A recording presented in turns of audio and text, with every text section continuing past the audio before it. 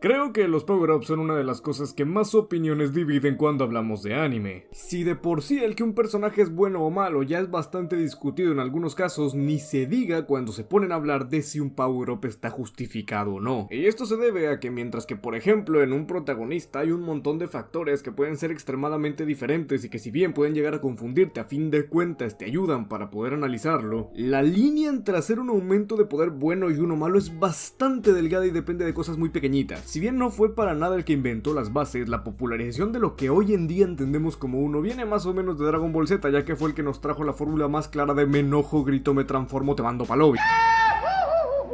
Pero al igual que pasa con prácticamente todo lo que inventa una obra, va a haber algunas que se inspiren en eso para mejorar la fórmula, agregarle ciertos detalles que le puedan dar calidad y por lo tanto crear un producto más desarrollado, y va a haber otras que únicamente intenten imitar lo que le funcionó pero sin tomar en cuenta todas las bases que se necesitan para crearlo y por lo tanto haciendo una simple copia barata del mismo. Por lo que si bien aclaro, como siempre lo hago en cualquier video de este tipo, yo no soy un escritor y por lo tanto mi opinión no se tiene que tomar como una verdad absoluta. De todas formas voy a utilizar mis conocimientos del tema para intentar decirles cuáles son las diferencias entre un power-up bueno y malo, ya sea por si alguien está interesado en hacer una historia de este estilo, por si quiere analizarlo de mejor manera, o por si sencillamente se quiere entretener sabiendo mi opinión. Así que sin más, comencemos.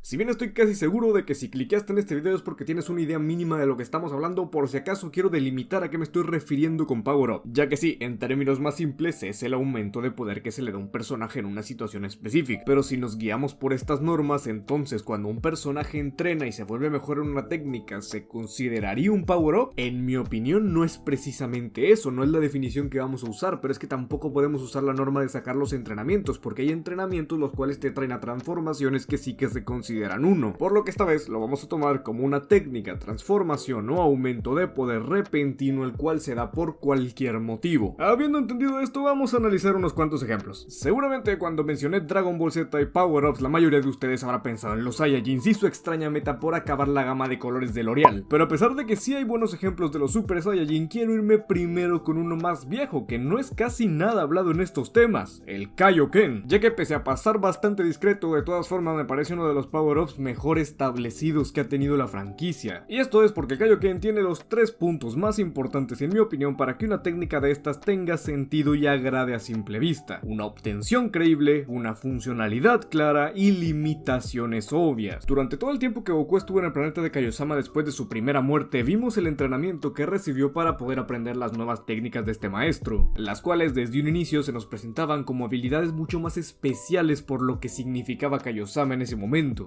cosa que efectivamente pudimos confirmar porque tanto el Kaioken como la Genki Dama vienen de aquí. La obtención realmente es simple, es un entrenamiento como cualquier otro, pero cuando vas con un nuevo maestro que además es de un mundo completamente desconocido, es común que aprendas técnicas las cuales no serían tan normales en el tuyo. Sumado a que con esto me estás poniendo un esfuerzo de mucho tiempo que hace que estos aumentos de poder no se puedan spamear después. Bueno, sí se pudieron spamear después, pero por este momento no. El Kaioken además tiene una propia funcionalidad y condiciones que están bien establecidas desde un principio. Es un poder el cual puede multiplicar tu fuerza a cambio de provocarte grandes daños físicos que irán aumentando cada vez más. Esto hace que el Kaioken sea una técnica en la que obtienes poder sacrificando la durabilidad, por lo tanto le da un límite que está bien establecido para las peleas y no lo hace sencillamente algo que acabe con el enemigo automáticamente. Hay algunos power-ups los cuales, si bien están bien establecidos y tienen una buena planteación, de todas formas no me terminan de convencer porque a la hora de aparecer apalizan al enemigo completamente sin dejarle una oportunidad. Esto, dependiendo de la situación, se puede ver bastante épico y no digo que nunca funcione, ya que se puede encontrar el momento para introducirlo. De hecho, ya al final daré el ejemplo del mejor power-up que se me ocurre y precisamente ahí pasa la situación que les estoy diciendo, así que no es una ley absoluta. Pero sin embargo, si lo que intentas es nivelar al protagonista para una batalla final como la fue la de Goku contra Vegeta, es normal que no quieras matar la tensión haciéndolo demasiado fuerte. Exactamente lo mismo pasa con el modo sabio, y de hecho diría que los puntos que di antes son demasiado parecidos. Una transformación que aprendiste de un maestro diferente, por lo tanto tiene sentido que es una técnica distinta, cuyo entrenamiento vimos y que tiene límites bien establecidos desde un inicio. Pero el hecho de que el modo sabio sea más alabado que el Kaioken a la hora de hablar de estas técnicas es algo completamente normal porque lleva más contenido detrás, ya que no solo el planteamiento se hace mejor utilizando el chakra, por lo tanto queda con la propia naturaleza del manga que se está contando, sino que además va una cosa de Jiraiya y de Minato que se puede entender muy bien para poder relacionar las cosas y que por lo tanto narrativamente tenga más importancia, más impacto. Y hablando de impacto, la razón por la que estoy haciendo este video un poquito más al revés que los demás, ya que normalmente divido los puntos antes y después doy ejemplos buenos y malos,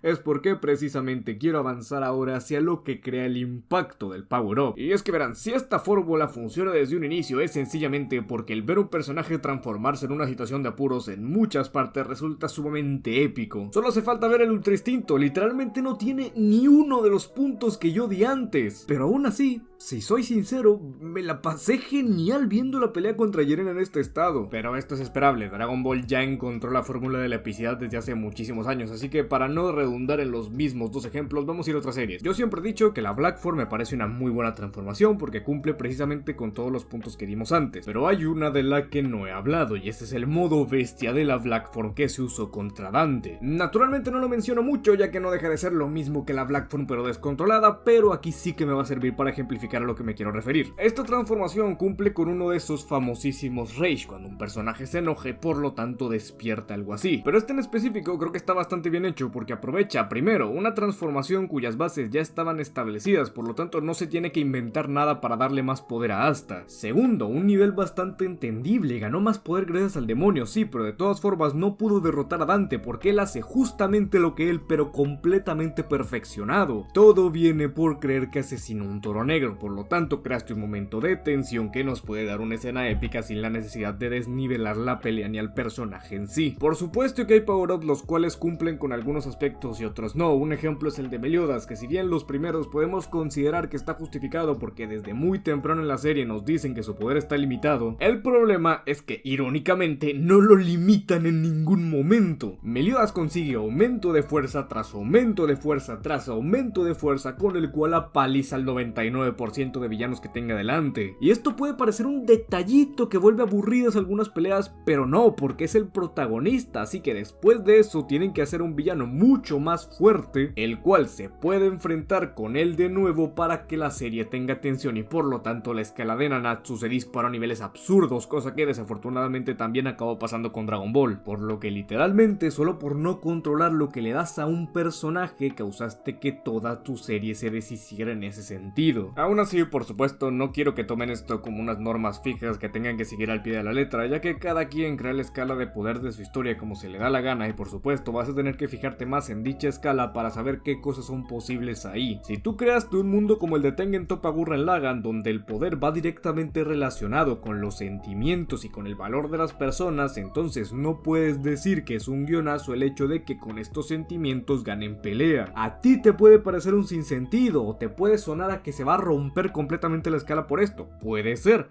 pero el caso es que las normas establecidas por la historia son estas. Es por esto que literalmente todas las transformaciones del Gurren Lagann, si las ponemos en otro anime, se podrían ver como power-ups sacados de la nada, pero aquí no. Pero bueno, esto pasa con todas las comparaciones, no puedes simplemente ponerme dos contextos completamente diferentes y compararlos como lo suele hacer la mayoría de la gente, ya que decir que un power-up es mejor sencillamente porque en otro universo no funcionaría sería como decir que Lionel Messi es muy mal futbolista porque no serviría para jugar básquetbol. Ok, ese fue un ejemplo muy raro, pero me entendieron. Evidentemente hay otros ejemplos que tú puedes usar para volver una habilidad más interesante si a ti te gustan, como que por ejemplo a mí no me agrada tanto cuando una transformación te da más poder y ya. Hay ciertas habilidades como por ejemplo las marchas de Luffy, las cuales si bien no me parecen precisamente la panacea en obtención, igualmente me agradan porque en su funcionamiento toman las técnicas base de un personaje o en este caso su fisiología por decirlo de alguna forma y le dan una vuelta de tuerca, se le ingenia, le dan habilidades diferentes, no necesariamente es un aumento y ya.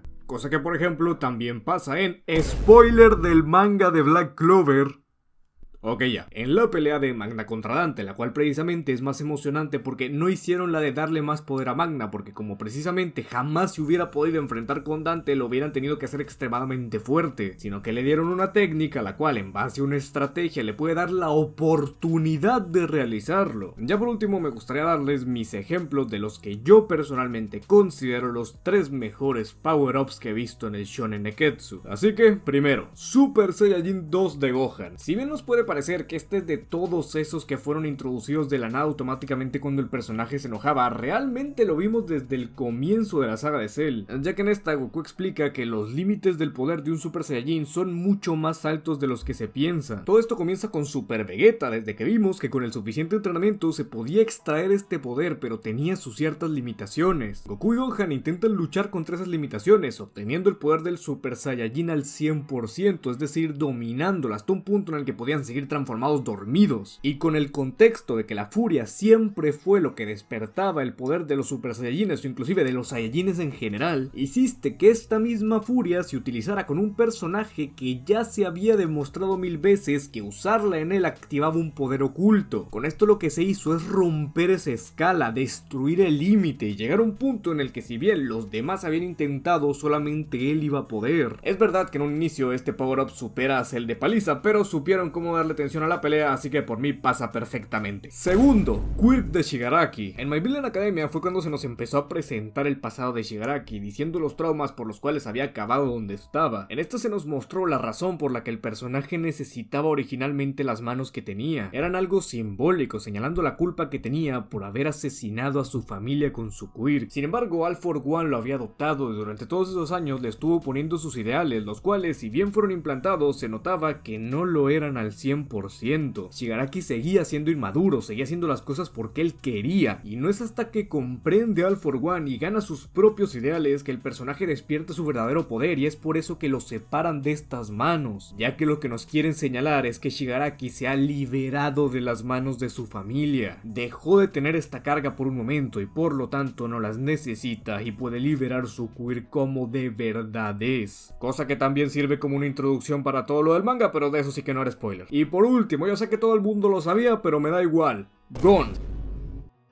Si tomamos en cuenta el manga, las raíces de Kaito son dichas desde el principio, por lo tanto su relación con Gon es muy explorada. Él siente que le debe mucho a Kaito y en lugar de compensárselo lo llevó hacia su muerte. Gon durante mucho tiempo se mantuvo aferrado a la idea de que lo podían salvar e inclusive cuando vio en qué se había convertido decía que podrían recuperar su vieja humanidad. Por lo tanto, al descubrir que no, sencillamente todo explotó. Esto además es atado a todo lo que ya nos habían explicado sobre los tratos que se hacen con el Nen de sacrificios. Gon dejó absolutamente todo para obtener el poder para acabar con Pitou. Es por eso que aquí no me parece tan mal la paliza, porque precisamente representa el objetivo claro del personaje. Es por esto que estos me parecen los mejores que yo he visto en el shonen, y es así como yo creo que se hace un verdadero power-up. Ya por último me gustaría que me dejen en los comentarios cuál es el power-up favorito de ustedes, el que consideran el mejor hecho o sencillamente el que les gusta más. Estaré gustoso de leerlo, ya que creo que esto es algo en lo que todos podemos tener opiniones muy diferentes, pero de todas formas siempre recuerden respetar las de los demás y las de ustedes serán respetadas aquí también. Y ya por último déjame recordarte que si este video te gustó te puedes suscribir en el botón de aquí abajo, además de activar las notificaciones para que YouTube te avise cada vez que subo un video. Sin embargo a veces por rebelde y no te notifica, por lo cual también te recomendaría que me sigas en mi Twitter para enterarte de absolutamente todas mis novedades. Y ya por último recuerden, duerman bien, cómanse sus verduras, tomen mucha agua y nunca dejen de sonreír. Yo soy Bardock y nos vemos en la próxima. ¡Hasta luego! When I popped off, then you go gave me just a little bit of lockjaw. Baby so cold, he from the north, he's from Canada. Been cruise solo, I got my fingers that I can't withdraw. Run out the door, I shine my wrist and go like sha sha sha, sha sha sha.